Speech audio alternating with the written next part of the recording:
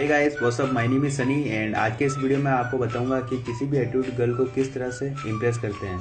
तो अक्सर कुछ लड़के लड़कियों को 3-4 मैसेज करने के बाद लड़कियां उनको ब्लॉक कर देती हैं। तो इसका रीज़न यही होता है कि वो उन लड़कियों के बारे में कुछ ज़्यादा ही जानने की कोशिश करते हैं, जिससे लड़कियां बोर हो जाती है और उनको ब्लॉक कर देती हैं।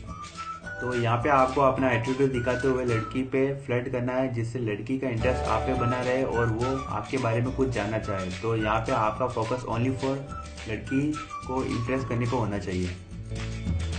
तो फ्रेंड्स, अगर आप लड़की के बारे में कुछ भी उसके बारे में जानते हो, जैसे उसका नाम, निकनेम, रियल नेम, तो बेटर ये होगा कि आप उसी नाम से बुलाए उसे। तो मैं यहाँ पे उसके बारे में कुछ नहीं जानता था, तो मैंने उसे मैसेज किया, हाय वेयर आर यू।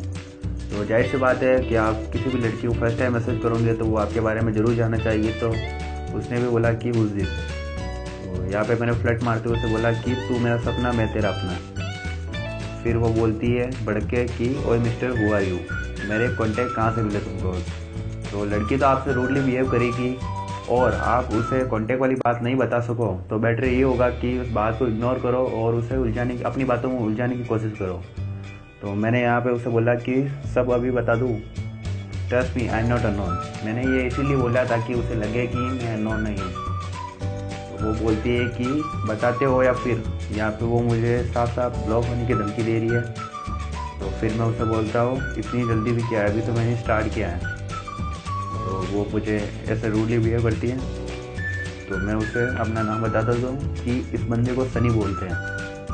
तो वो बोलती है अच्छा कौन सनी।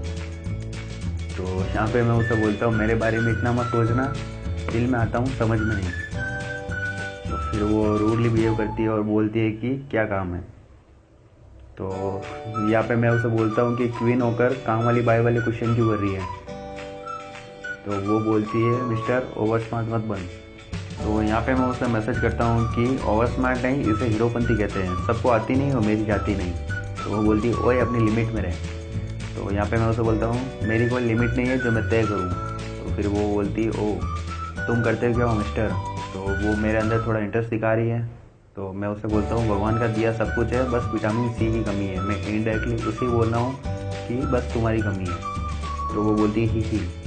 फिर मैं उसे बोलता हूँ कि तुम हंसती हुई कितनी क्यूट लगती हो। तो वो बोलती है तुमने कब देखा। मैंने उसे बोला कि मन की आंखों से, तुम्हें देखो तो ऐसा लगता है जैसे दिल की हर ख्वाहिश पूरी हो गई। तो वो बोलती है अच्छा जी। तो यहाँ पे मैं उसे बोलता हूँ अच्छा एक बात बोलूँ। तो वो बोलती है नो। तो मैं यहाँ पे उसे बोलता हूँ अच्छा 2 बात बोलूँ।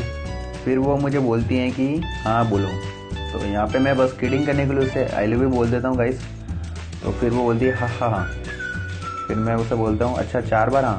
तो फिर वो मुझे ये हंसने वाली इमोजी सेंड करती है।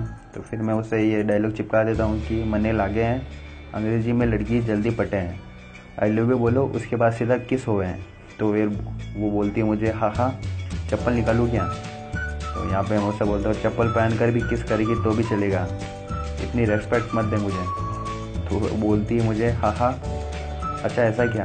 तो मैं उससे बोलता हूँ तुम्हारी एज क्या है। तो वो मुझे बोलती है क्यों बताऊँ। तो मैं उससे बोलता हूँ खास लड़कियाँ पाव खाने से मोटी होती, फिर देखते हैं कौन कितना पाव खाता।